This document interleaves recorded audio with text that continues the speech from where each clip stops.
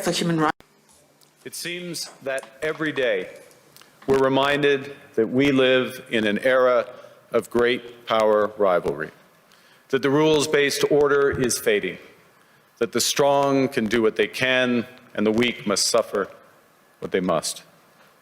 And this aphorism of Thucydides is presented as inevitable, as the natural logic of international relations reasserting itself.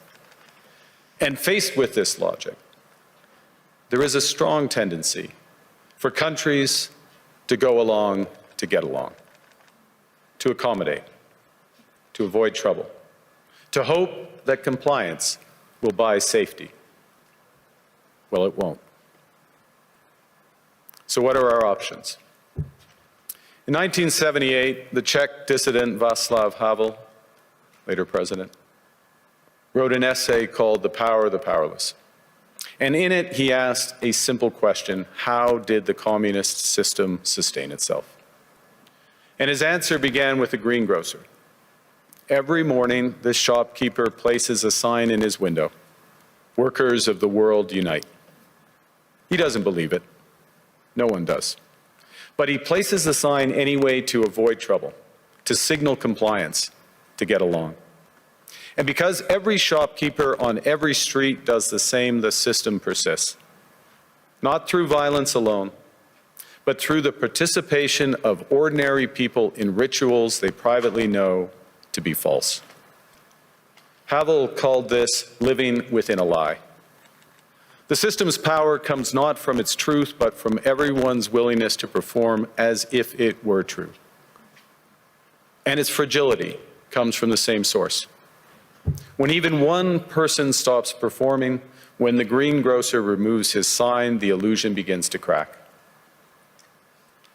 Friends, it is time for companies and countries to take their signs down.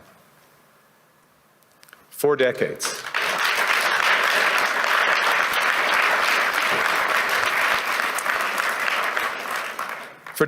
countries like Canada prospered under what we called the rules-based international order. We joined its institutions, we praised its principles, we benefited from its predictability. And because of that, we could pursue values-based foreign policies under its protection. We knew the story of the international rules-based order was partially false, that the strongest would exempt themselves when convenient, that trade rules were enforced asymmetrically. And we knew that international law applied with varying rigor depending on the identity of the accused or the victim. This fiction was useful. And American hegemony in particular helped provide public goods, open sea lanes, a stable financial system, collective security, and support for frameworks for resolving disputes. So we placed the sign in the window. We participated in the rituals. And we largely avoided calling out the gaps between rhetoric and reality. This bargain no longer works. Let me be direct. We are in the midst of a rupture, not a transition. Over the past 2 decades, a series of crises in finance, health, energy, and geopolitics have laid bare the risks of extreme global integration. But more recently, great powers have begun using economic integration as weapons. Tariffs as leverage, financial infrastructure as coercion, supply chains as vulnerabilities to be exploited.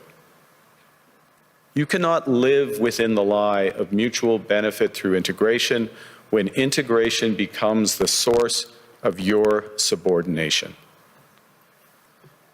The multilateral institutions on which the middle powers have relied, the WTO, the UN, the COP, the architecture, the very architecture of collective problem solving are under threat. And as a result, many countries are drawing the same conclusions, that they must develop greater strategic autonomy in energy, food, critical minerals, in finance and supply chains. And this impulse is understandable. A country that can't feed itself, fuel itself, or defend itself has few options. When the rules no longer protect you, you must protect yourself. But let's be clear-eyed about where this leads. A world of fortresses will be poorer, more fragile, and less sustainable. And there's another truth. If great powers abandon even the pretense of rules and values for the unhindered pursuit of their power and interests, the gains from transactionalism will become harder to replicate. Hegemons cannot continually monetize their relationships. Allies will diversify to hedge against uncertainty. They'll buy insurance, increase options in order to rebuild sovereignty. Sovereignty that was once grounded in rules but will increasingly be anchored in the ability to withstand pressure. This room knows this is classic risk management. Risk management comes at a price. But that cost of strategic autonomy, of sovereignty, can also be shared. Collective investments in resilience are cheaper than everyone building their own fortresses. Shared standards reduce fragmentations. Complementarities are positive sum. And the question for middle powers like Canada is not whether to adapt to the new reality. We must. The question is whether we adapt by simply building higher walls or whether we can do something more ambitious. Now, Canada was amongst the first to hear the wake-up call, leading us to fundamentally shift our strategic posture. Canadians know that our old, comfortable assumptions that our geography and alliance memberships automatically conferred prosperity and security, that assumption is no longer valid. And our new approach rests on what Alexander Stubb, the President of Finland, has termed value-based realism. Or to put another way, we aim to be both principled and pragmatic. Principled in our commitment to fundamental values, sovereignty, territorial integrity, the prohibition of the use of force except when consistent with the UN Charter, and respect for human rights. And pragmatic in recognizing that progress is often incremental, that interests diverge, that not every partner will share all of our values. So we're engaging broadly, strategically, with open eyes. We actively take on the world as it is, not wait around for a world we wish to be. We are calibrating our relationships so their depth reflects our values. And we're prioritizing broad engagement to maximize our influence, given the fluidity of the world at the moment, the risks that this poses, and the stakes for what comes next. And we are no longer just relying on the strength of our values, but also the value of our strength. We are building that strength at home. Since my government took office, we have cut taxes on incomes, on capital gains and business investment. We have removed all federal barriers to interprovincial trade. We are fast-tracking $1 trillion of investments in energy, AI, critical minerals, new trade corridors, and beyond. We're doubling our defense spending by the end of this decade, and we're doing so in ways that build our domestic industries. And we are rapidly diversifying abroad. We've agreed a comprehensive strategic partnership with the EU, including joining SAFE, the European Defence Procurement Arrangements. We have signed 12 other trade and security deals on 4 continents in 6 months. The past few days, we've concluded new strategic partnerships with China and Qatar. We're negotiating free trade pacts with India, ASEAN, Thailand, Philippines, and Mercosur. We're doing something else. To help solve global problems, we're pursuing variable geometry. In other words, different coalitions for different issues based on common values and interests. So on Ukraine, we're a core member of the Coalition of the Willing and one of the largest per capita contributors to its defense and security. On Arctic sovereignty, we stand firmly with Greenland and Denmark and fully support their unique right to determine Greenland's future.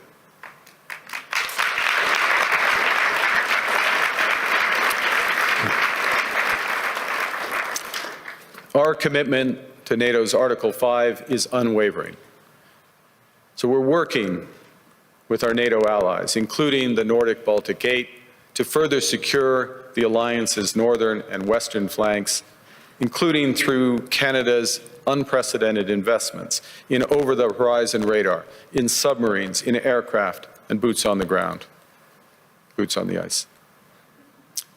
Canada strongly opposes tariffs over Greenland and calls for focused talks to achieve our shared objectives of security and prosperity in the Arctic.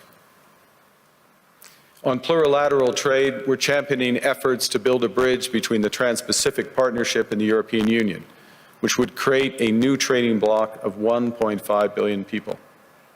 On critical minerals, we're forming buyers' clubs anchored in the G7 so that the world can diversify away from concentrated supply.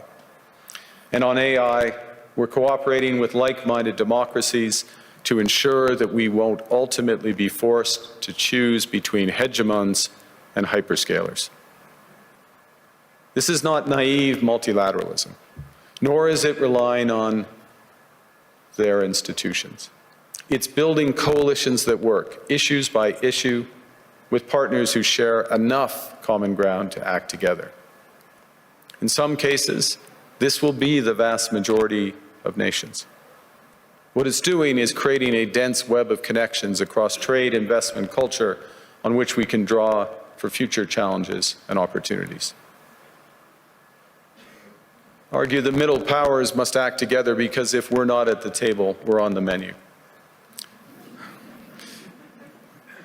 But I'd also say that great powers can afford for now to go it alone. They have the market size, the military capacity, and the leverage to dictate terms. Middle powers do not. But when we only negotiate bilaterally with a hegemon, we negotiate from weakness. We accept what's offered. We compete with each other to be the most accommodating. This is not sovereignty. It's the performance of sovereignty while accepting subordination.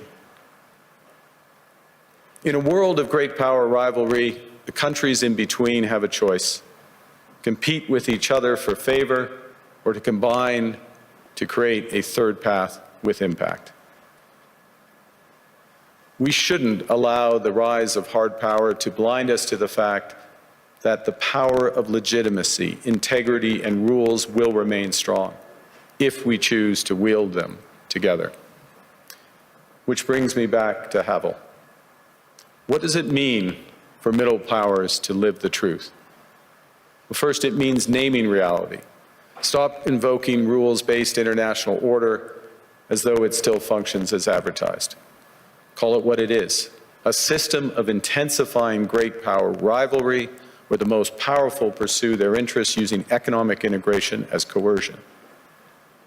It means acting consistently, applying the same standards to allies and rivals. When middle powers criticize economic intimidation from one direction but stay silent when it comes from another, we are keeping the sign in the window. It means building what we claim to believe in. Rather than waiting for the old order to be restored, it means creating institutions and agreements that function as described. And it means reducing the leverage that enables coercion. That's building a strong domestic economy. It should be every government's immediate priority. And diversification internationally is not just economic prudence, it's a material foundation for honest foreign policy, because countries earn the right to principled stands by reducing their vulnerability to retaliation. So Canada. Canada has what the world wants. We are an energy superpower. We hold vast reserves of critical minerals. We have the most educated population in the world. Our pension funds are amongst the world's largest and most sophisticated investors. In other words, we have capital, talent. We also have a government with immense fiscal capacity to act decisively. And we have the values to which many others aspire. Canada is a pluralistic society that works. Our public square is loud, diverse, and free. Canadians remain committed to sustainability. We are a stable and reliable partner in a world that is anything but.